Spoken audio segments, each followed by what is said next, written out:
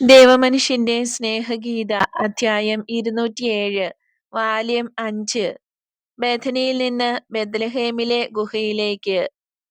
പ്രഭാതപുഞ്ചിരി വിടരുന്നതേയുള്ളൂ. ഈശോ ബെഥനിയിൽ നിന്ന് ബെത്ലഹേമിനെ ലക്ഷ്യമാക്കി നടന്നു തുടങ്ങി. അമ്മയും അൽഫേയൂസിന്റെ ഭാര്യ മേരിയും സലോമിയും കൂടെയുണ്ട്. അപ്പസ്തോലന്മാരെല്ലാവരും പുറകിലും ബാലൻ എല്ലാവരുടെയും മുന്നിലുമായിട്ടാണ് പോകുന്നത്. ബാലന് കാണുന്നതെല്ലാം സന്തോഷത്തിന് വക നൽകുന്നു. ചിത്രശലഭങ്ങൾ ഉണർന്ന് പാറിപ്പറക്കുന്നു. പക്ഷികൾ പാടുന്നു. വഴിയരികിൽ കൊത്തിക്കൊറിച്ച് ചാടിക്കളിക്കുന്നു. മഞ്ഞുതുള്ളികൾ വഹിച്ചു വിളങ്ങുന്ന പുഷ്പങ്ങൾ. ആട്ടിൻപറ്റം വഴിയടഞ്ഞ് നടന്നു വരുന്നു. അക്കൂട്ടത്തിൽ കരഞ്ഞുകൊണ്ട് നടക്കുന്ന ആട്ടിൻകുട്ടികൾ ഏറെയുണ്ട്. ബെഥനിയുടെ തെക്കുവശത്തുകൂടെ ഒഴുകുന്ന തോട്ടിൽ കല്ലുകൾക്കിടയിലൂടെ വെള്ളം പതഞ്ഞൊഴുകുന്നു. അത് കുറുകെ കടന്ന ശേഷം ബെത്ലഹേമിലേക്കുള്ള റോഡിലേക്ക് അവർ തിരിയുന്നു. 2 പർവ്വതനിരകളുടെ മധ്യത്തിലൂടെയുള്ള വഴി. ഇരുവശവും ഒലീവിന്റെയും മുന്തിരിയുടെയും തോട്ടങ്ങൾ. ഏതാനും വയലുകളും അവയിലെ വിളവുകൾ കൊയ്യാൻ പാകമായി കിടക്കുന്നു. താഴ്വരയിൽ നല്ല കുളിർമയുണ്ട്. അവരുടെ വഴിയും സുഖപ്രദമാണ്. യോനായുടെ പുത്രൻ സൈമൺ മുന്നോട്ട് നടന്ന് ഈശോയുടെ അടുത്ത് വന്ന് ചോദിക്കുന്നു, ബെത്ലഹേമിലേക്കുള്ള വഴി ഇതാണോ? ജോൺ പറയുന്നു, കഴിഞ്ഞ പ്രാവശ്യം നിങ്ങൾ വേറൊരു വഴിയെയാണ് പോയതെന്ന്. അത് ശരിയാണ്, ഈശോ മറുപടി പറയുന്നു. എന്നാൽ അങ്ങനെ ചെയ്തത് ഞങ്ങൾ ജെറുസലേമിൽ നിന്ന് പുറപ്പെട്ടതുകൊണ്ടാണ്. ഈ വഴിയാണ് ദൂരക്കുറവ്. റേച്ചലിന്റെ കബറിടം കാണാൻ സ്ത്രീകൾക്ക് ആഗ്രഹമുണ്ട്. നമ്മൾ നേരത്തെ നിശ്ചയിച്ചിരുന്നത് പോലെ അവിടെ വച്ച് നമ്മൾ പിരിയും. പിന്നീട് ബെത്സൂറിൽ നമ്മൾ ഒരുമിച്ച് കൂടും. അവിടെ സ്വല്പം താമസിക്കണമെന്ന് എന്റെ അമ്മ ആഗ്രഹിക്കുന്നു. അതെ, അങ്ങനെ നമ്മൾ തീരുമാനിച്ചിരുന്നു. എങ്കിലും നിന്റെ അമ്മ കൂടെ വേണമായിരുന്നു. എല്ലാവരും വേണം. എന്നാൽ നിന്റെ അമ്മ പ്രത്യേകമായി വേണം. കാരണം ബെത്ലഹേമിന്റെയും ഗുഹയുടെയും രാജ്ഞി അവളാണ്. എല്ലാം അവൾക്കാണ് നന്നായി അറിയാവുന്നത്. സംഭവിച്ചതെല്ലാം അവളിൽ നിന്ന് ഞങ്ങൾ കേൾക്കുകയാണെങ്കിൽ അതിന് ഒരു വ്യത്യാസമുണ്ടായിരിക്കും. അതാണ് ഞാൻ ഉദ്ദേശിക്കുന്നത്. ഈശോ സൈമണെ നോക്കി പുഞ്ചിരി തൂകുന്നു. ഏത് ഗുഹയാണപ്പാ? മാർജിയാം ചോദിക്കുന്നു. ഈശോ ജനിച്ച ഗുഹ. ഓ, എത്ര നല്ലതാ, ഞാനും വരുന്നു. തീർച്ചയായും എത്ര നല്ലതാണ്, അൽഫേയൂസിന്റെ ഭാര്യ മേരിയും സലോമിയും ഒരുമിച്ച് പറയുന്നു. അത് വളരെ ഭംഗിയായിരിക്കും. അതിന്റെ അർത്ഥം ലോകം നിന്നെ വെറുക്കുന്നതിന് മുമ്പുള്ള സമയത്തേക്ക് നമ്മൾ പിന്തിരിയുന്നു എന്നായിരിക്കും. ലോകം നിന്നെ അറിഞ്ഞതേയില്ല. അതിന്റെ അർത്ഥം പാവപ്പെട്ട മനുഷ്യരുടെ സ്നേഹം ഒന്നുകൂടെ ആസ്വദിക്കുക എന്നായിരിക്കും. അവർക്ക് എളിമയോടും വിശ്വാസത്തോടും കൂടെ സ്നേഹിക്കാനും പ്രത്യാശ വയ്ക്കാനും കഴിയും. എനിക്ക് എന്റെ ഹൃദയത്തിലെ കയ്പ് നിറഞ്ഞ ഭാരം ഒന്നിറക്കി ആ പുൽത്തൊട്ടിയിൽ വയ്ക്കാം. നീ വെറുക്കപ്പെടുന്നു എന്നറിഞ്ഞപ്പോൾ മുതൽ ഈ ഭാരം എന്റെ ഹൃദയത്തിലുണ്ട്. നിന്റെ കണ്ണുകളിലെ കാരുണ്യം, നിന്റെ നിശ്വാസം, നിന്റെ പുഞ്ചിരി, ഇവയെല്ലാം ഇപ്പോഴും അവിടെ ഉണ്ടായിരിക്കും. അവയെല്ലാം എന്റെ ഹൃദയത്തെ തലോടും. അത് വളരെ ദുഃഖിതമായിരിക്കുകയാണ്. മേരി താഴ്ന്ന സ്വരത്തിൽ വളരെ സാവധാനത്തിലാണ് സംസാരിക്കുന്നത്. ദുഃഖവും ആഗ്രഹവും അതിൽ നിഴലിക്കുന്നു. എങ്കിൽ നമുക്ക് അങ്ങോട്ട് പോകാം അമ്മേ. നീ ഞങ്ങളുടെ നേതാവായിരിക്കും. ഇന്ന് അമ്മയാണ് ഞങ്ങളുടെ ടീച്ചർ. ഞാൻ പഠിക്കുന്ന ചെറിയ ബാലനും. ഓ മകനെ, അങ്ങനെയല്ല. എല്ലായ്പ്പോഴും നീ തന്നെയാണ് ഗുരു. അല്ലമ്മേ, യോനായുടെ സൈമൺ പറഞ്ഞത് ശരിയാണ്. ബെത്ലഹേം നാട്ടിൽ അമ്മ രാജ്ഞിയാണ്. ദാവീദിന്റെ ഭവനത്തിൽപ്പെട്ട മേരിയുടെ ആദ്യത്തെ മാളികയാണത്. അമ്മയുടെ ഭവനത്തിലേക്ക് ഈ ചെറുകണത്തെ നയിക്കൂ. കറിയോത്തുകാരന് എന്തോ പറയണമെന്ന് ആഗ്രഹമുണ്ട്. എന്നാൽ മൗനം ദീക്ഷിക്കുകയാണ്. ഈശോ അത് കാണുകയും മനസ്സിലാക്കുകയും ചെയ്തു. അതിനാൽ ഇങ്ങനെ പറയുന്നു, ആർക്കെങ്കിലും വരാൻ ഇഷ്ടമില്ലെങ്കിൽ ക്ഷീണം കൊണ്ടോ മറ്റേതെങ്കിലും കാരണത്താലോ അവർക്ക് ബെത്സൂറിലേക്ക് പോകാൻ സ്വാതന്ത്ര്യമുണ്ട്. എന്നാൽ ഒരുത്തരും മിണ്ടുന്നില്ല. കുളിർമയാർന്ന ആ വഴിയിലൂടെ അവർ പടിഞ്ഞാറ് ഭാഗത്തേക്കാണ് നടക്കുന്നത്. കുറെ കഴിഞ്ഞപ്പോൾ റോഡ് വടക്കോട്ട് വളയുന്നു. ഉന്തി നിൽക്കുന്ന ഒരു കുന്നിന്റെ വശത്തുകൂടെ അത് ബെത്ലഹേം റോഡിലേക്ക് ചേരുന്നു. ജെറുസലേമിൽ നിന്ന് ബെത്ലഹേമിലേക്കുള്ള റോഡ്. ഇതിന് വളരെ അടുത്താണ് റേച്ചലിന്റെ കബറിടം. എല്ലാവരും അവിടെ ചെന്ന് വണക്കത്തോടെ പ്രാർത്ഥിക്കുന്നു. നീളവും വീതിയും ഉയരവും ഒപ്പമുള്ള ഒരു കൽക്കെട്ട്, മുകളിൽ കുംഭാകൃതിയിൽ മകുടവും. ജോസഫും ഞാനും ഇവിടെ യാത്ര നിർത്തി. എല്ലാം അന്നത്തേതുപോലെ തന്നെയാണിപ്പോഴും. കാലാവസ്ഥ മാത്രം വ്യത്യസ്തമാണ്. അന്ന് ചിസ്ലേവ് മാസത്തിലെ വളരെ തണുപ്പുള്ള ഒരു ദിവസമായിരുന്നു. മഴ പെയ്തത് നിമിത്തം റോഡ് മുഴുവൻ ചെളിയായിരുന്നു. മഞ്ഞുകട്ട പോലെ തണുപ്പുള്ള ഒരു കാറ്റും. രാത്രിയിൽ മരവിപ്പിക്കുന്ന തണുപ്പായിരുന്നിരിക്കണം. റോഡുകളെല്ലാം കട്ടിയായി വണ്ടിച്ചക്രം കൊണ്ടുള്ള ചാലുകൾ കീറിയിരുന്നു. ആകെ ജനക്കൂട്ടവും ധാരാളം പടവുകൾ തിങ്ങിക്കിടക്കുന്ന ഒരു കടൽ പോലെ. എന്റെ ചെറിയ കഴുതയ്ക്ക് മുന്നോട്ട് നീങ്ങാൻ ബുദ്ധിമുട്ടായി. അമ്മയ്ക്ക് ബുദ്ധിമുട്ടായില്ലേ അമ്മേ? ഓ, എനിക്ക് നീയുണ്ടായിരുന്നു. ഇത് പറഞ്ഞുകൊണ്ട് വാത്സല്യവും സന്തോഷവും നിറഞ്ഞ മുഖത്തോടെ ഈശോയെ നോക്കുന്നു. മേരി തുടർന്ന് പറയുന്നു. നേരം ഇരുട്ടി തുടങ്ങി. ജോസഫിന് വിഷമവും വർദ്ധിച്ചു വന്നു. അസ്ഥി തുളയ്ക്കുന്ന വിധം തണുത്ത ഒരു കാറ്റ് വീശുകയായി. അത് കൂടുതൽ ശക്തിപ്പെട്ടുകൊണ്ടിരിക്കുന്നു. ജനമെല്ലാം ജെറുസലേമിലേക്ക് ധൃതിയിൽ പോവുകയാണ്. പരസ്പരം തിക്കും ഉന്തും തള്ളും. എന്റെ കഴുതയെ വളരെ പേർ ചീത്ത പറഞ്ഞു. കാരണം അത് വളരെ സാവധാനത്തിലാണ് നടന്നിരുന്നത്. കാല് വയ്ക്കാൻ പറ്റിയ സ്ഥലം കാണാതെ അത് വിഷമിക്കുകയായിരുന്നു. നീ അവിടെയുണ്ടെന്ന് അതിനറിയാമായിരുന്നത് പോലെ. എന്റെ ഉദരമാകുന്ന തൊട്ടിലിൽ കിടന്നുറങ്ങുന്നെന്ന് അതിനറിയാമായിരുന്നത് പോലെ കിടന്നുറങ്ങുന്ന അവസാനത്തെ ഉറക്കം. വളരെ തണുപ്പായിരുന്നു. എന്നാൽ എനിക്ക് നല്ല ചൂടുണ്ടായി. നീ വരാൻ പോകുന്നെന്നോ? അമ്മേ, അതെങ്ങനെ? 9 മാസം ഞാൻ അവിടെ ആയിരുന്നല്ലോ. ശരിയാണ്. എന്നാൽ ഈ സമയത്ത് നീ സ്വർഗത്തിൽ നിന്ന് വരുന്നത് പോലെ ആയിരുന്നു. സ്വർഗം എന്റെ മീതെ താണിറങ്ങുന്നത് പോലെ. അതിന്റെ പ്രകാശം എനിക്ക് കാണാറായി. ഉടനെ നടക്കാൻ പോകുന്ന നിന്റെ ജനനത്തെക്കുറിച്ച് ദൈവം സന്തോഷത്താൽ ജ്വലിക്കുന്നത് എനിക്ക് കാണാൻ കഴിഞ്ഞു. ആ ജ്വാലകൾ എന്നിൽ തുളച്ചു കയറി എന്നെ കത്തിച്ചു. എല്ലാറ്റിൽ നിന്നും എന്നെ വേർതിരിച്ചു. തണുപ്പ്, കാറ്റ്, ജനക്കൂട്ടം, അതെല്ലാം വെറും ഇല്ലായ്മ. ദൈവത്തെ ഞാൻ കണ്ടു. ഇടയ്ക്കിടയ്ക്ക് വളരെ ബുദ്ധിമുട്ടി എന്റെ അരൂപിയെ ഞാൻ ഭൂമിയിലേക്ക് തിരിച്ചു കൊണ്ടുവന്നു. ജോസഫിനെ നോക്കി പുഞ്ചിരി തൂകുമായിരുന്നു. എനിക്ക് വലിയ തണുപ്പും ക്ഷീണവുമായിരിക്കുമെന്ന് ജോസഫ് എപ്പോഴും ഭയപ്പെട്ടിരുന്നു. കഴുത വീഴുമെന്ന് പേടിച്ച് അതിനെ പിടിച്ചുകൊണ്ട് നടക്കുകയും എനിക്ക് തണുപ്പടിക്കാതിരിക്കാൻ എന്നെ കമ്പിളിപ്പുതപ്പ് പുതപ്പിക്കുകയും ചെയ്തു. എന്നാൽ എനിക്ക് ഒന്നും സംഭവിക്കുമായിരുന്നില്ല. ഒരു കുടുക്കവും എനിക്ക് അനുഭവപ്പെട്ടില്ല. ഒരു നക്ഷത്രവീതിയിലൂടെ നീങ്ങുന്ന അനുഭവമായിരുന്നു എന്റേത്.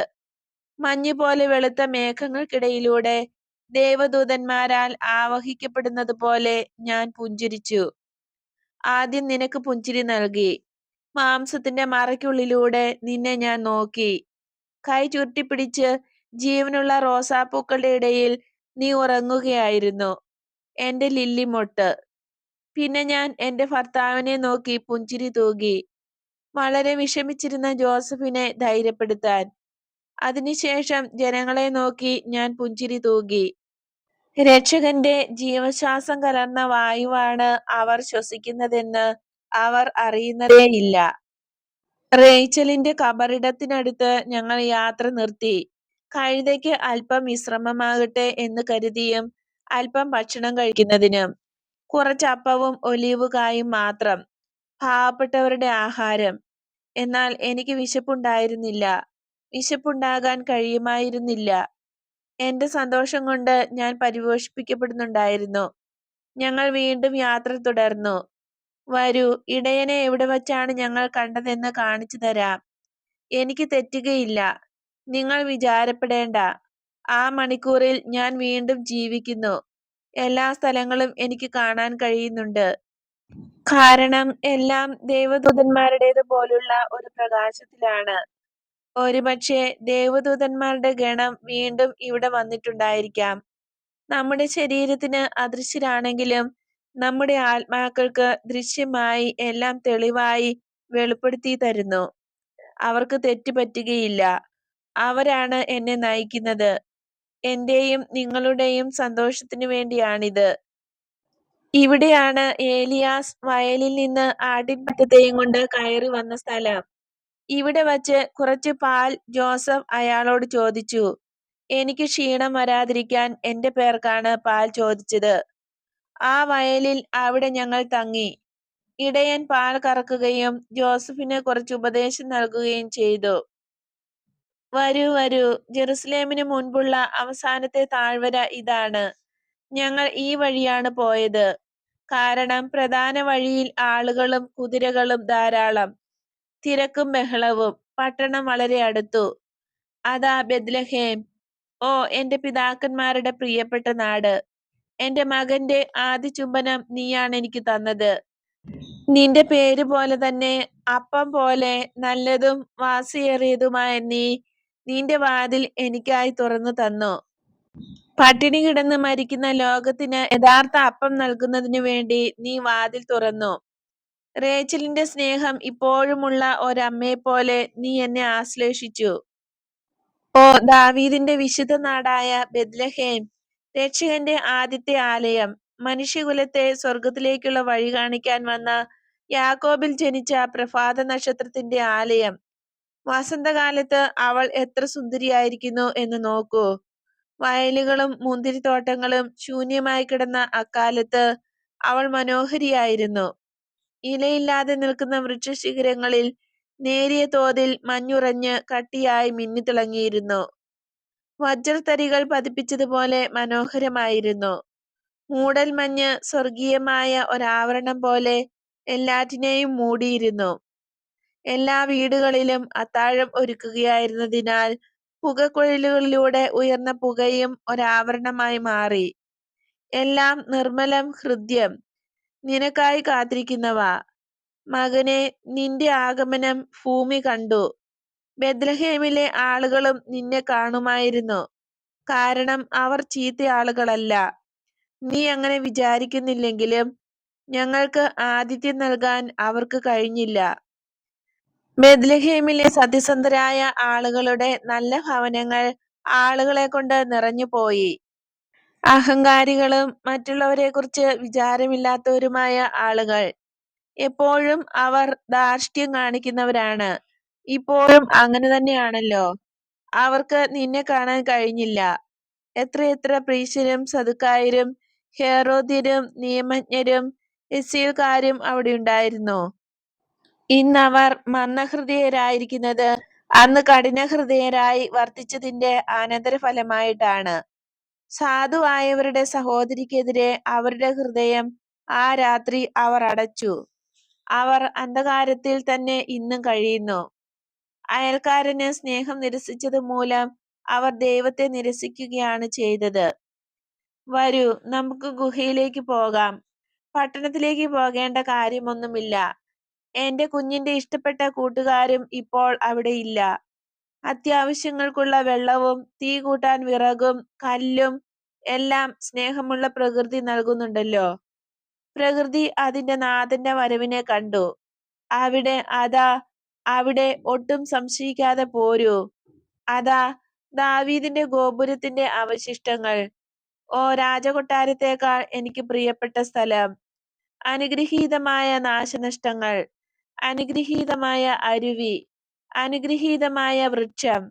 കാരണം ഒരത്ഭുതത്താൽ എന്ന പോലെ നിന്റെ ശിഖരങ്ങൾ കാറ്റിൽ നീ വീഴിച്ചു തന്നു. അങ്ങനെ തീ കത്തിക്കാനുള്ള വിറക് നീ നൽകി. മേരി പെട്ടെന്ന് ഗുഹയിലേക്കിറങ്ങി. ഒരു ചെറിയ അരുവി പലകയിട്ട് ചവിട്ടിക്കടന്നു. ആ നാശനഷ്ടങ്ങളുടെ മുമ്പിലുള്ള തുറന്ന സ്ഥലത്തുകൂടി മേരി ഓടുന്നു. ഗുഹയുടെ വാതിൽക്കൽ അവൾ മുട്ടുകുത്തുന്നു. കുനിഞ്ഞ് നിലം മുത്തുന്നു. എല്ലാവരും മേരിയെ അനുകരിച്ച് മുട്ടുകുത്തി നിലം മുത്തുന്നു. എല്ലാവരും തരളിത ഹൃദയരാണ്. ഒരു നിമിഷത്തേക്ക് പോലും മേരിയെ വിട്ടുപിരിഞ്ഞിട്ടില്ലാത്ത ബാലൻ അത്ഭുതകരമായ ഒരു കഥ കേൾക്കുന്നത് പോലെ ഒരു വാക്കും വിട്ടുപോകാതെ മേരിയുടെ എല്ലാ വാക്കുകളും ആംഗ്യങ്ങളും നോക്കുകയും അവന്റെ കറുത്ത കണ്ണുകളിലൂടെ ആസ്വദിക്കുകയും ചെയ്യുന്നു. മേരി എഴുന്നേറ്റ് അകത്തേക്ക് കയറിക്കൊണ്ട് പറയുന്നു, എല്ലാം ഒരു വ്യത്യാസവും കൂടാതെ അന്നത്തേതുപോലെ തന്നെ. എന്നാൽ അപ്പോൾ രാത്രിയായിരുന്നു. ഞാൻ അകത്ത് കയറിയപ്പോൾ ജോസഫ് ഒരു വിളക്ക് കത്തിച്ചു. കഴുതപ്പുറത്തു നിന്ന് ഇറങ്ങിയപ്പോൾ മാത്രമേ ഞാൻ എത്ര ക്ഷീണിതയാണെന്നും തണുത്തിരിക്കുന്നെന്നും ഞാൻ തന്നെ മനസ്സിലാക്കിയുള്ളൂ. ഒരു കാള ഞങ്ങൾക്ക് അഭിവാദ്യം നൽകി. ഞാൻ അതിന്റെ അടുത്ത് ചെന്നു, അതിന്റെ ചൂട് കിട്ടാനും വൈക്കോലിനെതിരെ ചാരി നിൽക്കാനും വേണ്ടി. ജോസഫ് ഇതാ ഇവിടെ കച്ച വിരിച്ച് എനിക്ക് ഒരു കിടക്ക തയ്യാറാക്കി. ആ മൂലയ്ക്ക് തീ കത്തിച്ച് വൈക്കോൽ ഉണക്കി എനിക്കും നിനക്കും വേണ്ടി അത് ഒരുക്കി. ദേവദൂതനെ പോലെ ആയിരുന്ന ജോസഫ് ഒരു പിതാവിനെ പോലെ സ്നേഹമുള്ളവനായിരുന്നു. ഇരുട്ടത്ത് കൈകോർത്ത് പിടിച്ച് നടക്കുന്ന സഹോദരീ സഹോദരന്മാരെ പോലെ ഞങ്ങൾ കൈ പിടിച്ചിരുന്നു. കുറച്ച് അപ്പവും ചീസും കഴിച്ചു. എന്നിട്ട് തീ കൂട്ടാനായി അതാ അങ്ങോട്ട് പോയി. മേലങ്കി എടുത്ത് വാതിൽ മറയ്ക്കുകയും ചെയ്തു. വാസ്തവത്തിൽ സ്വർഗത്തിൽ നിന്നിറങ്ങുന്ന ദൈവമഹത്വത്തിന് ഒരാവരണം ഇടുകയായിരുന്നു ജോസഫ് ചെയ്തത്. എന്റെ ഈശോയെ, നീയും ഞാനും ആ വൈക്കോലിന്മേൽ രണ്ട് മൃഗങ്ങളുടെ മധ്യത്തിൽ കിടന്നു. എന്റെ പുറങ്കുപ്പായവും രോമപ്പുതപ്പും എടുത്തു പുതച്ചു. എന്റെ പ്രിയപ്പെട്ട ഭർത്താവ് ആ സമയത്ത് എനിക്കൊരമ്മയായിരുന്നു, എനിക്കൊരു മാലാഖയായിരുന്നു. ഏതൊരു സ്ത്രീക്കും അനിശ്ചിതത്വം മുറ്റിനിൽക്കുന്ന ഉത്കണ്ഠയുടെ നിമിഷങ്ങൾ. എന്റെ കാര്യത്തിൽ എന്റെ ഏകപ്രസവത്തിൽ ഏകയായി എന്റെ ആദ്യ പ്രസവത്തിന്റെ രഹസ്യത്തെ ഞാൻ അഭിമുഖീകരിക്കുമ്പോൾ ദൈവത്തിന്റെ പുത്രൻ മരണമുള്ള ശരീരത്തിൽ നിന്ന് പുറത്തു വരുന്നത് കാണുമ്പോൾ എങ്ങനെയായിരിക്കും എന്നെല്ലാം ഉള്ള ചിന്ത നിറഞ്ഞു നിൽക്കുമ്പോൾ ജോസഫ് ഒരു ദേവദൂതൻ തന്നെയായിരുന്നു. എന്റെ ആശ്വാസമായിരുന്നു അന്നേരവും പിന്നീട് എപ്പോഴും. കുറച്ചു കഴിഞ്ഞപ്പോൾ നീതിമാനായ ജോസഫിനെ മൗനവും ഉറക്കവും ചുറ്റി നിന്നു. എല്ലാ ദിവസവും എനിക്ക് ലഭിച്ചിരുന്ന ദൈവിക ചുംബനം പോലെയുള്ള അവസ്ഥ അദ്ദേഹം കാണാതിരിക്കുന്നതിനായിരുന്നു അത്. മാനുഷികമായ ആവശ്യങ്ങൾക്ക് ശേഷം അല്പം കഴിഞ്ഞ് സ്വർഗീയമായ ഒരു കടലിൽ നിന്ന് ആനന്ദ പാരിവശ്യത്തിന്റെ തിരമാലകൾ എന്നിലേക്ക് അടിച്ചുകൊണ്ടിരുന്നു. അവ എന്നെ ഉയർത്തി അവയുടെ ധവളമായ നെറുകയിൽ എന്നെ വഹിച്ച് പ്രകാശത്തിന്റെയും ആനന്ദത്തിന്റെയും സമാധാനത്തിന്റെയും സ്നേഹത്തിന്റെയും ഒരു സമുദ്രത്തിലേക്ക് കൊണ്ടുപോയി. ദൈവത്തിൽ, ദൈവമാകുന്ന സമുദ്രത്തിൽ ഞാൻ മുങ്ങിത്താഴുന്നതുവരെ അവ എന്നെ ഉയർത്തി. ഭൂമിയിൽ നിന്ന് ഒരു സ്വരം മന്ത്രിച്ചു, നീ ഉറങ്ങുന്നുണ്ടോ മേരി? ഓ, അതെത്ര വിദൂരതയിലായിരുന്നു! ഒരു പ്രതിധ്വനി, ഭൂമിയുടെ നേരിയ ഒരോർമ്മ. അത് വളരെ നേർമമായിരുന്നതിനാൽ എന്റെ ആത്മാവിനെ അത് സ്പർശിച്ചില്ല. എങ്ങനെ ഞാൻ അതിന് മറുപടി പറഞ്ഞെന്ന് എനിക്കറിഞ്ഞുകൂടാ. ഞാൻ ഉയർന്നുകൊണ്ടിരുന്നു. ഉയർന്നുയർന്ന് അഗ്നിയുടെ ഉള്ളിലേക്ക്, അനന്തമായ സൗഭാഗ്യത്തിലേക്ക്, ദൈവത്തിലേക്ക് ഞാൻ ഉയർന്നു. ഓ, ആ രാത്രിയിൽ നീ എന്നിൽ നിന്ന് പിറക്കുകയായിരുന്നോ? അതോ ത്രിത്വത്തിന്റെ പ്രകാശത്തിൽ നിന്ന് ഞാൻ ജനിക്കുകയായിരുന്നോ? നിന്നെ ഞാൻ പ്രദാനം ചെയ്തോ? അതോ നീ എന്നെ നിന്നിലേക്ക് ആഗിരണം ചെയ്ത് എന്നെ ജനിപ്പിച്ചോ? എനിക്കറിഞ്ഞുകൂടാ. അതിനുശേഷം താഴേക്കുള്ള ഇറക്കം, ദൈവഗണങ്ങളിലൂടെ ഒന്നിൽ നിന്നും മറ്റൊന്നിലേക്ക് സാവധാനത്തിൽ, ആനന്ദപൂർവ്വം മാധുര്യം തുളുമ്പി നിൽക്കുന്ന ശാന്തമായ ഇറക്കം. ഉയരങ്ങളിൽ പറക്കുന്ന കഴുകന്റെ കയ്യിൽ നിന്നും വീണ് താഴേക്കിറങ്ങുന്ന ഒരു പുഷ്പം പോലെ, ഒരു തുള്ളി മഴവെള്ളം വീണ് കൂടുതൽ മനോഹരമാകുന്നത് പോലെ, ആകാശത്ത് നിന്ന് അടർത്തിയെടുത്ത ഒരു കഷ്ണം മഴവില്ല് ചേർത്ത് പിടിച്ച് കൂടുതൽ സുന്ദരമാകുന്നത് പോലെ. എന്റെ കിരീടമേ, നീ എന്റെ ചങ്കിന്മേൽ താണിറങ്ങി. മുട്ടുകുത്തി നിന്നെ ആരാധിച്ച ശേഷം ഇവിടെ ഇരുന്ന് നിന്നെ ഞാൻ സ്നേഹിച്ചു. അവസാനം മാംസമാകുന്ന മറ കൂടാതെ എനിക്ക് നിന്നെ സ്നേഹിക്കാൻ കഴിഞ്ഞല്ലോ. നിന്നെ സ്നേഹിക്കാൻ, ആദ്യം നിന്നെ സ്നേഹിക്കുന്നവരിൽ ഒരുവനാകാൻ എന്നെപ്പോലെ യോഗ്യതയുള്ള ജോസഫിന്റെ പക്കലേക്ക് നിന്നെ ഞാൻ കൊണ്ടുചെന്നു. ഇവിടെ ഈ രണ്ട് പരിക്കൻ തൂണുകളുടെ ഇടയിൽ പിടിച്ചുകൊണ്ട് നിന്നെ ഞാൻ പിതാവിന് സമർപ്പിച്ചു. പിന്നീട് ഈ സ്ഥലത്ത് നീ ജോസഫിന്റെ നെഞ്ചത്ത് ആദ്യമായി അനങ്ങാതെ കിടന്നു. പിന്നെ ഞാൻ നിന്നെ ഒരുക്കി ഞങ്ങൾ രണ്ടുപേരും കൂടെ ഇവിടെ കിടത്തി. ഞാൻ താരാട്ട് പാടി ഉറക്കാൻ ശ്രമിച്ചപ്പോൾ ജോസഫ് വൈക്കോൽ തീയുടെ അടുത്ത് പിടിച്ച് ഉണക്കുകയായിരുന്നു. അത് വേണ്ട വിധം ചൂടായപ്പോൾ നിന്നെ നെഞ്ചോട് ചേർത്ത് വച്ചു. ഞങ്ങൾ രണ്ടുപേരും കൂടെ നിന്നെ ആരാധിച്ചു. ഞങ്ങൾ രണ്ടുപേരും നിന്റെ അടുത്ത് കുനിഞ്ഞു നിന്ന് നിന്റെ ശ്വാസം വലിച്ചെടുത്തു. സ്നേഹം എത്രമാത്രം എളിമയിലേക്ക് നയിക്കുന്നുവെന്ന് ധ്യാനിച്ച് കണ്ണീർ പൊഴിച്ചു. ദൈവത്തെ സ്വർഗത്തിൽ കാണുമ്പോഴും അറുതിയില്ലാത്ത ആനന്ദത്താൽ കണ്ണീർ പൊഴിയും, തീർച്ച. ഈശോ മേരിയുടെ ഓർമ്മകളെല്ലാം ശ്രവിച്ചുകൊണ്ട് ഒരു വലിയ കല്ലിന്മേൽ ഇരിക്കുകയാണ്. അങ്ങോട്ടും ഇങ്ങോട്ടും നടന്നുകൊണ്ട് സ്നേഹപാരവശ്യത്തിന്റെ കിതപ്പോടും നീലക്കണ്ണുകൾ നിറഞ്ഞു നിന്ന് തിളങ്ങുന്ന കണ്ണീരോടും അധരങ്ങളിൽ സന്തോഷത്തിന്റെ പുഞ്ചിരിയോടും കൂടെ മേരി ഈശോയുടെ അടുത്ത് വന്ന് കുനിഞ്ഞ് ഈശോയുടെ ശിരസ് ചുംബിക്കുകയും കരഞ്ഞുകൊണ്ട് ആരാധിക്കുകയും ചെയ്യുന്നു, അന്ന് ചെയ്തതുപോലെ. പിന്നീട് ഇടയന്മാർ, അവർ ഇവിടെയാണ് വന്ന് നിന്നത്. നല്ലവരായ അവർ അവിടുത്തെ ആരാധിച്ചു. അവരോടുകൂടെ ഭൂമിയുടെ ഒരു നെടുനിശ്വാസവും പ്രവേശിച്ചു. മനുഷ്യരുടെയും ആടുകളുടെയും വൈക്കോലിന്റെയും ഗന്ധം വെളിയിൽ. എല്ലായിടത്തും ദേവദൂതന്മാർ. അവരുടെ സ്നേഹത്താൽ അവർ ആരാധിച്ചു. മനുഷ്യർക്ക് ഓരോരുത്തർക്കും ആവർത്തിക്കാൻ കഴിയാത്ത അവരുടെ സംഗീതം കൊണ്ട്, സ്വർഗത്തിൽ മുഴുവൻ സ്നേഹം കൊണ്ട്, സ്വർഗത്തിന്റെ വായു ഇവിടെ എത്തിച്ചുകൊണ്ട് വലിയ പ്രകാശധോരണിയിൽ അവർ ആരാധിച്ചു. ഇങ്ങനെയായിരുന്നു നിന്റെ ജനനം, എന്റെ അനുഗ്രഹീതനായ മകനെ. മേരി ഈശോയുടെ അടുത്ത് മുട്ടുകുത്തി തല ഈശോയുടെ മുട്ടിന്മേൽ വച്ചുകൊണ്ട് വികാരഭരിതയായി കരയുന്നു. കുറച്ചു സമയത്തേക്ക് ഒന്നും പറയാൻ ആരും ധൈര്യപ്പെടുന്നില്ല. മേരിയുടെ വികാരവായ്പിൽ എല്ലാവരും തന്നെ ഒരുമാതിരി അലിഞ്ഞു ചേരുന്നു. അവർ ഇതെല്ലാം ഭിത്തിയിൽ പെയിന്റ് ചെയ്തു വച്ചിട്ടുണ്ടാകും എന്ന മട്ടിൽ ചുറ്റും നോക്കുകയാണ്. കാണുന്നത് ചിലന്തിവലയും പരിക്കൻ കല്ലുകളും. മേരി സ്വസ്ഥയായി പറയുന്നു, എന്റെ മകന്റെ അതിരില്ലാത്ത വിധത്തിൽ ലളിതവും അതിരറ്റ വിധത്തിൽ മഹത്വമേറിയതുമായ ജനനത്തെക്കുറിച്ച് ഞാൻ പറഞ്ഞു കഴിഞ്ഞു. ഒരു ഗുരുവിന്റെ ജ്ഞാനത്തോടെയല്ല, എന്റെ മാതൃഹൃദയത്തിന്റെ വശമനുസരിച്ചാണ് ഞാൻ പറഞ്ഞത്. ഇനി ഒന്നും പറയാനില്ല. വെറും സാധാരണ സാഹചര്യങ്ങളിൽ മറച്ചുവച്ച ഏറ്റവും വലിയ സംഭവം. പിറ്റേ ദിവസം എങ്ങനെയായിരുന്നു? അത് കഴിഞ്ഞുള്ള ദിവസങ്ങൾ? പലരും ഒരുമിച്ച് ചോദിക്കുന്നു. അക്കൂട്ടത്തിൽ 2 മേരിമാരുമുണ്ട്. പിറ്റേ ദിവസമോ? ഓ, എത്ര സാധാരണം. എല്ലാ മാതാക്കളും ചെയ്യുന്നത് പോലെ ഞാനും കുഞ്ഞിന് പാൽ കൊടുക്കുന്നു, കുളിപ്പിക്കുന്നു, ഒരുക്കി കിടത്തുന്നു. അരുവിയിലെ വെള്ളം ഇതായി അവിടെ തീ കത്തിച്ച് ചെറു ചൂടാക്കി ഗുഹയുടെ ഏറ്റവും ഭദ്രമായ മൂലയിൽ ഒരു പഴയ തൊട്ടിയിൽ പിടിച്ച് കുളിപ്പിച്ചു. തുണികൾ മാറി പുതിയവ ഉപയോഗിച്ച് ഒരുക്കി കിടത്തുമായിരുന്നു.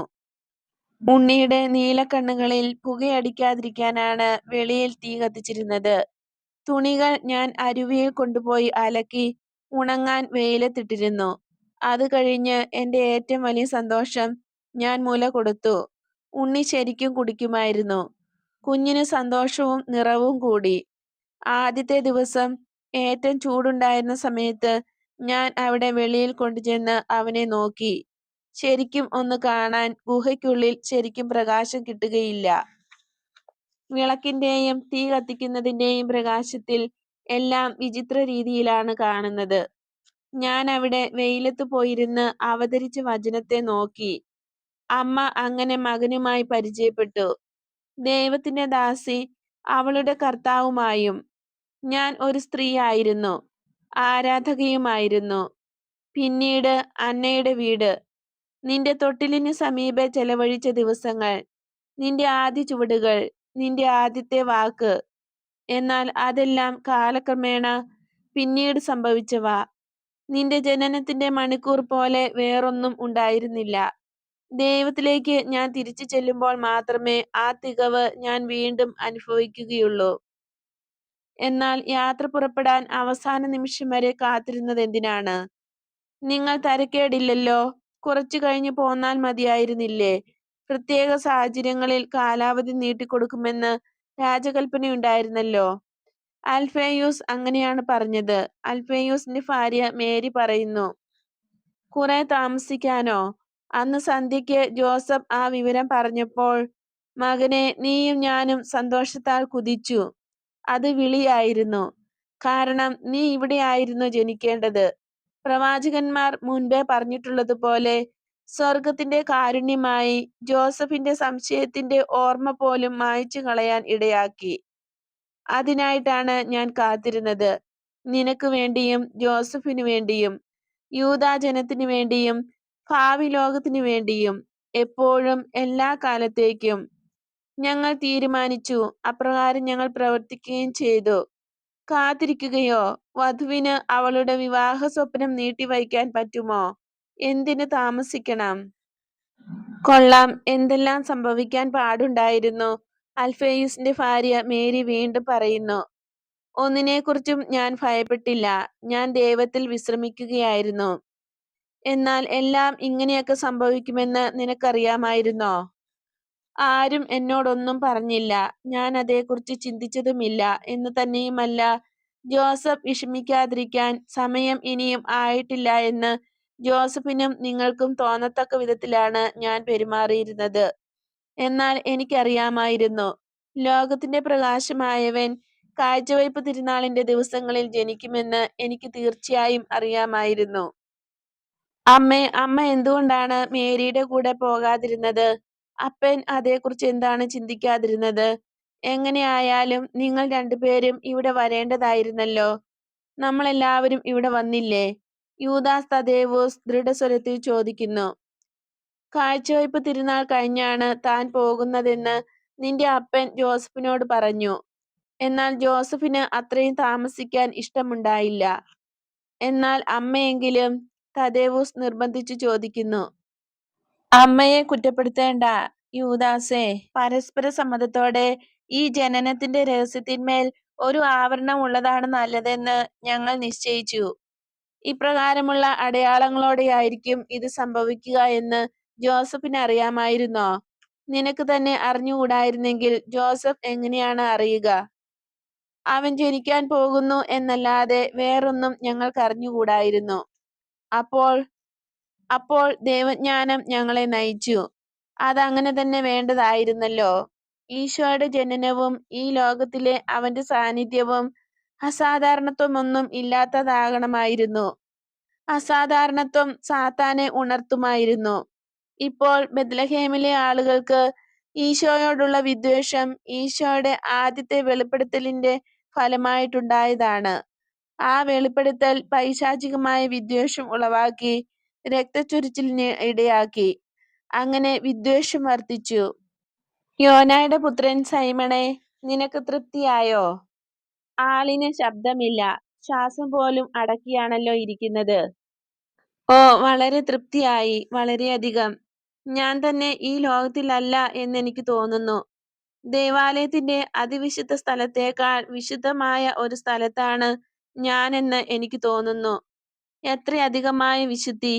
നിന്നെ ഈ സ്ഥലത്തെ ഇത്രയധികമായ പ്രകാശമുണ്ടായ രാത്രിയുടെ വെളിച്ചത്തിൽ ഞാൻ കാണുമ്പോൾ എനിക്ക് തോന്നുന്നു, ഞാൻ നിന്നോട് ബഹുമാനമായി പെരുമാറിയിരുന്നെങ്കിലും അത് ഒരു മഹത് സ്ത്രീയോടെന്ന പോലെയാണ്. ഒരു സ്ത്രീ. ഇനി ഇനി നിന്നെ മേരി എന്ന് വിളിക്കാൻ ഞാൻ ധൈര്യപ്പെടുകയില്ല. ഇതുവരെ നീ എന്റെ ഗുരുവിന്റെ അമ്മയായിരുന്നു. ഇപ്പോൾ ആ സ്വർഗീയ തിരമാലകളുടെ നെറുകയിൽ നിന്നെ ഞാൻ കാണുന്നു. നിന്നെ ഒരു രാജ്ഞിയായിട്ട് ഞാൻ നിന്നെ കണ്ടു. അതിനാൽ സാധുവായ നികൃഷ്ടനായ ഞാൻ സാഷ്ടാംഗം പ്രണമിക്കുന്നു. കാരണം ഞാൻ ഒരടിമ മാത്രമാണ്. ഇങ്ങനെ പറഞ്ഞുകൊണ്ട് സൈമൺ നിലത്ത് വീണ് മേരിയുടെ പാദങ്ങൾ ചുംബിക്കുന്നു. ഇപ്പോൾ ഈശോ സംസാരിക്കുന്നു. സൈമൺ, എഴുന്നേറ്റ് നിൽക്കൂ. ഇങ്ങോട്ട് വരൂ. എന്റെ അടുത്തേക്ക് വരൂ. എന്നോട് ചേർന്ന് നിൽക്കൂ. പത്രോസ് എഴുന്നേറ്റ് ഈശോയുടെ ഇടതുവശം ചേർന്ന് നിൽക്കുന്നു. വലതുവശത്ത് മേരിയുണ്ട്. നമ്മളിപ്പോൾ എന്താണ്? ഈശോ ചോദിക്കുന്നു. നമ്മളോ? ശരി, നമ്മൾ ഈശോയും മേരിയും സൈമണും ആണ്. വളരെ നന്നായിരിക്കുന്നു. എന്നാൽ നമ്മൾ എത്ര പേരാണ്? 3 പേരാണ് ഗുരുവേ. അതായത് നമ്മൾ ഒരു ത്രിത്വമാണ്. ഒരു ദിവസം സ്വർഗത്തിൽ ത്രിത്വ ദൈവത്തിന് ഒരു ചിന്തയുണ്ടായി. വചനം ഭൂമിയിലേക്ക് പോകാനുള്ള സമയമായിരിക്കുന്നു. സ്നേഹത്തിന്റെ ഒരു തുടുപ്പിൽ വചനം ഭൂമിയിലേക്ക് വന്നു. അതിനാൽ അവൻ പിതാവിൽ നിന്നും പരിശുദ്ധാരൂപിയിൽ നിന്നും വേർപിരിഞ്ഞു. ഭൂമിയിൽ ജോലി ചെയ്യാനായി അവൻ വന്നു. സ്വർഗത്തിൽ ആയിരിക്കുന്ന 2 പേരും വചനത്തിന്റെ പ്രവൃത്തികളെ വീക്ഷിച്ചുകൊണ്ട് പരസ്പരം കൂടുതൽ യോജിപ്പോടെ ഭൂമിയിൽ ജോലി ചെയ്യുന്ന വചനത്തെ സഹായിക്കാൻ ചിന്തയും സ്നേഹവും ഒന്നിപ്പിച്ചു. സ്വർഗത്തിൽ നിന്ന് ഈ കൽപ്പന വരുന്ന ഒരു ദിവസം വരും. നിനക്ക് തിരികെ വരാൻ സമയമായിരിക്കുന്നു, കാരണം എല്ലാം നിവൃത്തിയായിരിക്കുന്നു. അപ്പോൾ വചനം തിരിച്ചു സ്വർഗത്തിലേക്ക് പോകും. അങ്ങനെ ഈശോ ഒരു ചുവട് പുറകോട്ട് വച്ച് മേരിയും സൈമണും തനിയെ ആകാനിടയാകുന്നു. സ്വർഗത്തിന്റെ ഉയരങ്ങളിൽ നിന്ന് ഭൂമിയിലായിരിക്കുന്ന 2 പേരുടെയും പ്രവൃത്തികളെ വീക്ഷിക്കും. 2 പേരും സ്വർഗീയമായ പ്രചോദനത്താൽ മുമ്പിലത്തേക്കാൾ യോജിപ്പോടെ ശക്തിയും സ്നേഹവും ഒന്നിപ്പിക്കും. വചനത്തിന്റെ ആഗ്രഹങ്ങളെല്ലാം നിറവേറ്റാൻ പരിശ്രമിക്കും. വചനത്തിന്റെ ആഗ്രഹമാണിത്: സഭയുടെ നിരന്തരമായ പ്രബോധനം വഴി ലോകം രക്ഷിക്കപ്പെടണം. പിതാവും പുത്രനും പരിശുദ്ധാരൂപിയും അവരുടെ കതിരുകൾ ഒരുമിച്ചു കൂട്ടി ഒരു ചങ്ങലയാക്കി ഭൂമിയിലാക്കിയിരിക്കുന്ന 2 പേരെ പരസ്പരം ചേർത്ത് ബന്ധിക്കും. എന്റെ അമ്മ, സ്നേഹം, നീ ശക്തി, നീ തീർച്ചയായും മേരിയെ ഒരു രാജ്ഞിയെപ്പോലെ കരുതി പെരുമാറണം. എന്നാൽ നീ ഒരു അടിമയാണെന്ന വിധത്തിലായിരിക്കരുത്. അങ്ങനെയല്ലേ വേണ്ടത്? എന്തു വിചാരിക്കുന്നു? നീ ആഗ്രഹിക്കുന്നത് എന്തെല്ലാമാണോ അതെല്ലാമാണ് ഞാൻ വിചാരിക്കുന്നത്. എല്ലാം എന്റെ കഴിവുകളെ അതിലംഘിക്കുന്നു. ശക്തി, ഓ, ഞാൻ ശക്തിയാകണമെങ്കിൽ തീർച്ചയായും അവളെ ആശ്രയിക്കണം. ഓ എന്റെ കർത്താവിന്റെ അമ്മേ, എന്നെ ഒരിക്കലും ഉപേക്ഷിക്കരുതേ, ഒരിക്കലും, ഒരു കാലത്തും. ഭയപ്പെടാതിരിക്കൂ, ഞാൻ എപ്പോഴും നിന്റെ കയ്യിൽ പിടിച്ചുകൊള്ളാം, തന്നെത്താൻ നടക്കാൻ പ്രാപ്തിയാകുന്നതുവരെ. എന്റെ മകനെ ഞാൻ എങ്ങനെ പിടിച്ചിരുന്നോ അതുപോലെ. അത് കഴിയുമ്പോൾ എന്റെ പ്രാർത്ഥന കൊണ്ട് നിന്നെ താങ്ങിക്കൊള്ളാം. സൈമൺ, വിഷമിക്കാതെ, സന്തോഷമായിരിക്കൂ. ദൈവത്തിന്റെ ശക്തിയെ ഒരിക്കലും സംശയിക്കരുത്. ദൈവം തന്റെ സഹായം നമുക്ക് തരുന്നത് മണിക്കൂറായിട്ടാണ്. നമ്മൾ എളിയവരും വിശ്വസ്തരുമായിരുന്നാൽ മതി. ഇനി ഇങ്ങ് ഇറങ്ങി വരൂ. അരുവിയുടെ അടുത്ത് ആ നല്ല വൃക്ഷത്തിന്റെ തണലിൽ ഗ്രീഷ്മകാലത്തിന്റെ അവസാനത്തിലായിരുന്നെങ്കിൽ തണല് തന്നെയല്ല, ആപ്പിൾ പഴങ്ങളും അത് തരുമായിരുന്നു. വരൂ, നമുക്കിവിടെ ഇരുന്ന് അല്പം വല്ലതും കഴിക്കാം. അതിനുശേഷം നമുക്ക് പോകാം. എങ്ങോട്ടാണ് മകനെ ഇനി പോകുന്നത്? ജ്വാലയിലേക്ക്. അതാണ് അടുത്തുള്ളത്. നാളെ ബെത്സൂറിലേക്ക് പോകാം. ആപ്പിൾ മരത്തിന്റെ തണലിൽ എല്ലാവരും ഇരിക്കുന്നു. അതിന്റെ വണ്ണമുള്ള തടിയിൽ ചാരി മേരി ഇരിക്കുന്നു. ബർത്തലോമിയോ അവളെ പ്രത്യേകം ശ്രദ്ധിക്കുന്നുണ്ട്. എത്ര സുന്ദരമായ യുവത്വം! പഴയ ഓർമ്മകൾ പുതുക്കിയപ്പോൾ സ്വർഗീയമായ അനുഭൂതിയിൽ ലയിച്ചിരിക്കുന്നു. മകൻ ആശീർവദിച്ച് പകുത്തുകൊടുത്ത ഭക്ഷണം സ്വീകരിച്ചുകൊണ്ട് സ്നേഹം തുളുമ്പുന്ന കണ്ണുകളോടെ അവൾ പുഞ്ചിരി തൂകുന്നു. അപ്പോൾ താണസ്വരത്തിൽ ഈശോ പറയുന്നു: അവന്റെ തണലിൽ ഞാൻ വസിക്കുന്നു. അവന്റെ ഭക്ഷണം എന്റെ നാവിന് മാധുര്യമുള്ളതാണ്. യൂദാസ് തദേവൂസ് അതിന് മറുപടി പറയുന്നു: അത് ശരിയാണ്, സ്നേഹം അവളെ രോഗിണിയാക്കിയിരിക്കുന്നു.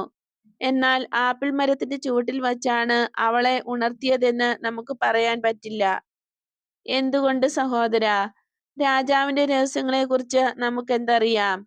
ആൽഫേയുസിന്റെ മകൻ ജെയിംസ് പറയുന്നു. ഈശോ പുഞ്ചിരി തൂക്കിക്കൊണ്ട് പറയുന്നു: പറുദീസായിലെ ആപ്പിൾ മരത്തിന്റെ ചുവട്ടിൽ വച്ചാണ് പുതിയ ഹവ്വായുടെ ഉത്ഭവത്തെക്കുറിച്ച് ചിന്തിക്കാനിടയായത്.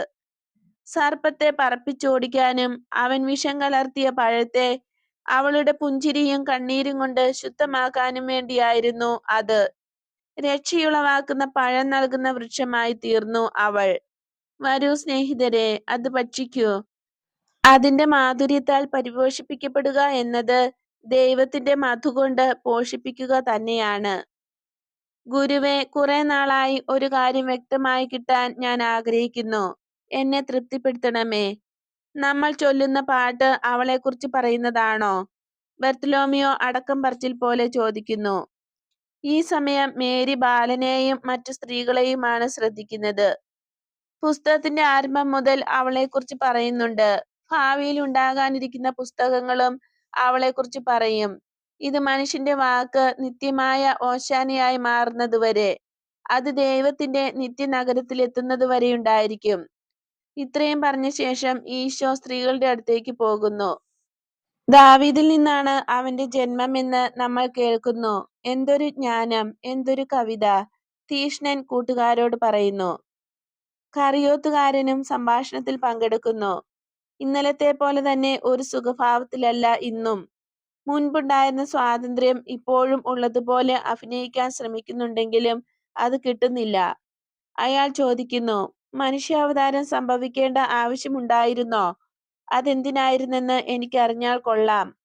സാത്താനെ പരാജയപ്പെടുത്താൻ ദൈവത്തിന് മാത്രമേ ഇങ്ങനെ സംസാരിക്കാൻ കഴിയൂ. രക്ഷിക്കാനുള്ള ശക്തിയും ദൈവത്തിന് മാത്രമേ ഉണ്ടാകാൻ സാധ്യതയുള്ളൂ. അതേക്കുറിച്ച് എനിക്ക് സംശയമില്ല. എന്നാൽ ഞാൻ വിചാരിക്കുന്നത് വചനം ഇത്രയധികം തന്നെ തന്നെ താഴ്ത്തേണ്ട ആവശ്യമില്ലായിരുന്നു എന്നാണ്. സാധാരണ എല്ലാവരും ജനിക്കുന്നത് പോലെ ജനിച്ച് ശൈശവത്തിന്റെ ബുദ്ധിമുട്ടുകളും അരിഷ്ടതകളും സഹിച്ചാൽ മതിയാകുമായിരുന്നു. പ്രായപൂർത്തി വന്ന ഒരാളായിട്ട് പ്രത്യക്ഷപ്പെട്ടുകൂടായിരുന്നോ? പിന്നെ ഒരമ്മ വേണമെന്ന് നിർബന്ധമായിരുന്നെങ്കിൽ ഒരമ്മയെ തിരഞ്ഞെടുത്ത് ദത്തെടുത്താൽ പോരായിരുന്നോ? ഒരപ്പനു വേണ്ടി അങ്ങനെയല്ലേ ചെയ്തത്? എനിക്ക് തോന്നുന്നത് ഞാൻ ഒരു പ്രാവശ്യം ഇക്കാര്യം അവനോട് ചോദിച്ചെന്നാണ്. അവൻ അതിന് പൂർണ്ണമായ മറുപടി പറഞ്ഞില്ല. അല്ലെങ്കിൽ ഞാനത് മറന്നുപോയി. അവനോട് ചോദിക്കൂ. ഇപ്പോൾ അക്കാര്യത്തെക്കുറിച്ചാണല്ലോ നമ്മുടെ സംസാരം. തോമസ് പറയുന്നു. ഞാൻ ചോദിക്കുകയില്ല. ഞാൻ അവനെ വിഷമിപ്പിക്കും. പിന്നെ എന്നോട് ക്ഷമിച്ചെന്ന് എനിക്ക് അത്ര തോന്നുന്നുമില്ല. എന്റെ പേർക്ക് നീ ഒന്നുകൂടി ചോദിക്കൂ. ക്ഷമിക്കണേ, ഒത്തിരി വിശദീകരണമൊന്നും കൂടാതെ ഞങ്ങൾ എല്ലാം സ്വീകരിക്കുന്നുണ്ട്. എന്നിട്ട് ചോദ്യങ്ങൾ ഉന്നയിക്കാൻ നീ ഞങ്ങളിൽ നിന്നും പ്രതീക്ഷിക്കുന്നു. ഇത് ശരിയല്ല. സബദിയുടെ പുത്രൻ ജെയിംസ് തിരിച്ചടിക്കുന്നു. എന്താണ് ശരിയല്ലാത്തത്? ഈശോ ചോദിക്കുന്നു. എല്ലാവർക്കും മൗനം. അല്പം കഴിഞ്ഞ് തീക്ഷ്ണനായ സൈമൺ എല്ലാവരുടെയും പേർക്ക് സംസാരിക്കുന്നു. കറിയോത്തുകാരൻ യൂദായുടെ ചോദ്യങ്ങളും മറ്റുള്ളവരുടെ ഉത്തരങ്ങളും ആവർത്തിച്ചു പറഞ്ഞു. എനിക്ക് ആരോടും പിണക്കമില്ല. അതാണ് ഒന്നാമത്തെ കാര്യം. എനിക്ക് പറയണമെന്ന് തോന്നുന്ന അഭിപ്രായങ്ങൾ ഞാൻ പറയുന്നുണ്ട്. ഞാൻ സഹിക്കുന്നുണ്ട്, ക്ഷമിക്കുന്നുണ്ട്. ഇത് പേടിയാണെന്ന് പറയുന്നവനും ബാധകമാണ്. പേടി സ്വന്തം ക്രമക്കേടിന്റെ ഫലം തന്നെ. എന്റെ യഥാർത്ഥ മനുഷ്യാവതാരത്തെക്കുറിച്ച് ഇതാണ് ഞാൻ പറയുന്നത്. അത് സംഭവിച്ചത് നീതിയാണ്. ഭാവിയിൽ എന്റെ മനുഷ്യാവതാരത്തെക്കുറിച്ച് അനേകം ആളുകൾ തെറ്റുകൾ പറയും. യൂദാസ് പറയുന്ന തരത്തിലുള്ള തെറ്റായ രൂപങ്ങൾ എന്നെക്കുറിച്ച് നൽകും. അതായത് ദൃഢമായ ശരീരമുള്ളവൻ എന്ന് തോന്നിക്കുമെങ്കിലും പ്രകാശം പോലെ ഒഴുകാൻ കഴിവുള്ളയാൾ, അതായത് മാംസമാണ് താനും മാംസമല്ല താനും. മേരിയുടെ മാതൃത്വവും യഥാർത്ഥമായ മാതൃത്വമായിരിക്കുകയും അല്ലാതിരിക്കുകയും ചെയ്യും. ഞാൻ ശരിക്കും മാംസമായി. മേരി യഥാർത്ഥമായി അവതരിച്ച വചനത്തിന്റെ മാതാവാണ്. എന്റെ ജനനത്തിന്റെ മണിക്കൂർ ഒരു ആനന്ദ പാരവശ്യമായിരുന്നെങ്കിൽ അതിന്റെ കാരണം അവൾ പുതിയ ഹവ്വായാണ് എന്നുള്ളതാകുന്നു. പാപഭാരം അവൾക്കില്ല. പാപത്തിന്റെ ശിക്ഷയും അവൾക്ക് ലഭിക്കയില്ല. അവളിൽ വിശ്രമിച്ചതുകൊണ്ട് ഞാൻ എന്നെ തന്നെ താഴ്ത്തിയിട്ടില്ല. കൂടാരത്തിലെ പേടകത്തിൽ സൂക്ഷിച്ചിരിക്കുന്ന മന്നായ്ക്ക് അത് കുറവായി പോയോ? ഇല്ല, നേരെ മറിച്ച് ആ വസതിയിൽ വച്ചതുകൊണ്ട് കൂടുതൽ ബഹുമാനിക്കപ്പെടുകയാണുണ്ടായത്. മറ്റുള്ളവർ പറയും ഞാൻ ശരിക്കും മാംസമല്ലായിരുന്നതിനാൽ എനിക്ക് വേദനയൊന്നും ഇല്ലായിരുന്നെന്ന്. ഭൂമിയിൽ ജീവിച്ചെങ്കിലും മരിച്ചില്ല എന്നും പറയും. ഞാൻ ഇവിടെ ഉണ്ടായിരുന്നു എന്ന കാര്യം നിഷേധിക്കാൻ കഴിയാത്തതിനാൽ എന്റെ സത്യമായിട്ടുള്ള മനുഷ്യാവതാരത്തെയും എന്റെ യഥാർത്ഥമായ ദൈവത്വത്തെയും നിരാകരിക്കും. ഇല്ല, ഞാൻ യഥാർത്ഥത്തിൽ പിതാവിനോടൊന്നാണ്, എന്നേക്കുമായി ഒന്നാണ്. മാംസമായിരിക്കുമ്പോഴും ഞാൻ ദൈവത്തോട് ഒന്നായിട്ടാണിരിക്കുന്നത്. കാരണം ഉള്ളത് പറഞ്ഞാൽ തന്റെ പൂർണ്ണത നിമിത്തം എത്താൻ പാടില്ലാത്തിടത്ത് സ്നേഹം എത്തി. മാംസത്തെ രക്ഷിക്കാൻ മാംസമായി. ഈ തെറ്റുകൾക്കെല്ലാം മറുപടി എന്റെ ജീവിതം മുഴുവൻ നൽകുന്നുണ്ട്. ജനനം മുതൽ മരണം വരെ ചിന്തിയ രക്തവും എല്ലാ കാര്യങ്ങളിലെല്ലാം ഞാൻ വിധേയത്വം പാലിച്ചു. അതെ, ഞാൻ അവളിൽ നിന്നാണ് ജനിച്ചത്. നിങ്ങളുടെ ക്ഷേമത്തിനു വേണ്ടി. സ്ത്രീ സഹകരിച്ചതുകൊണ്ട് എന്തുമാത്രം നീതി ശാന്തമാക്കപ്പെട്ടു എന്ന് നിങ്ങൾക്കറിഞ്ഞുകൂടാ. ഞാൻ നിന്നെ തൃപ്തനാക്കിയോ യൂദാസേ? ഉവ്വ് ഗുരുവേ. അങ്ങനെ തന്നെ എന്നോടും വർത്തിക്കുക. കറിയോത്തുകാരൻ തല താഴ്ത്തുന്നു, ലജ്ജിതനാകുന്നു. ഒരുപക്ഷെ ഇനി ധാരാളമായ കാരുണ്യം അയാളെ സ്പർശിച്ചിട്ടുണ്ടാകും. ആപ്പിൾ മരത്തിന്റെ കുളിർമയുള്ള തണലിലെ വിശ്രമം അല്പം നീണ്ടുപോയി. ചിലർ ഉറക്കം പിടിച്ചു, ചിലർ മയങ്ങുന്നു. എന്നാൽ മേരി എഴുന്നേറ്റ് ഗുഹയിലേക്ക് പോവുകയാണ്. ഈശോ അനുഗമിക്കുന്നു.